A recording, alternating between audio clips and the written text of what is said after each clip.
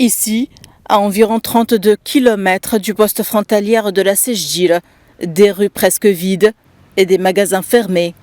C'est ainsi que la ville de Ben Guerdane, située au sud-est de la Tunisie, est devenue 2 mois et demi après la fermeture du poste frontalier de la Sejdir avec la Libye, qui représente une source de moyens de subsistance pour plus de 70% de sa population. C'est la première fois que le passage est fermé pendant une longue durée, ce qui a entraîné des dommages économiques aux Tunisiens et aux Libyens. Il faut donc faire preuve de raison et trouver une solution à ce problème. Malgré les réunions des responsables tunisiens et libyens pour trouver une solution à la situation bloquée depuis le 19 mars 2024, aucune date officielle n'a encore été fixée pour la réouverture du passage de la Sejdir et la reprise de la circulation, un blocage qui a entraîné des conséquences économiques et humanitaires pour les deux pays. Le passage est fermé. Il y a une politique de tergiversation. Il aurait été préférable qu'il nous donne une date précise pour réouvrir le passage afin que nous puissions déterminer notre avenir. Le passage de la Sejdir est notre source de subsistance.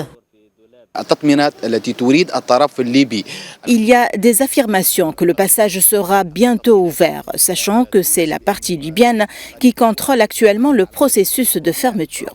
Les deux pays doivent travailler ensemble pour trouver une vision commune pour réouvrir ce passage.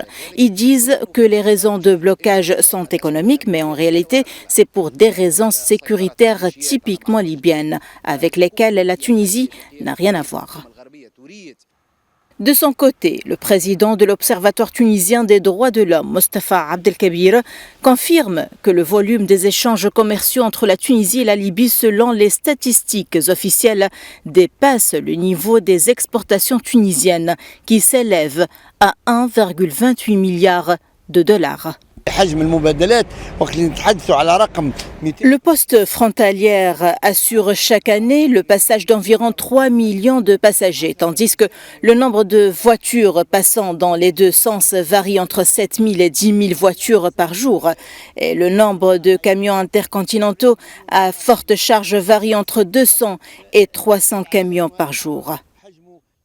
À noter que des analystes politiques estiment que le gouvernement libyen utilise la réouverture du passage de la Sejdir comme un moyen de pression sur la Tunisie concernant la question des fonds libyens gelés et confisqués après le renversement du régime de Mouammar Kadhafi.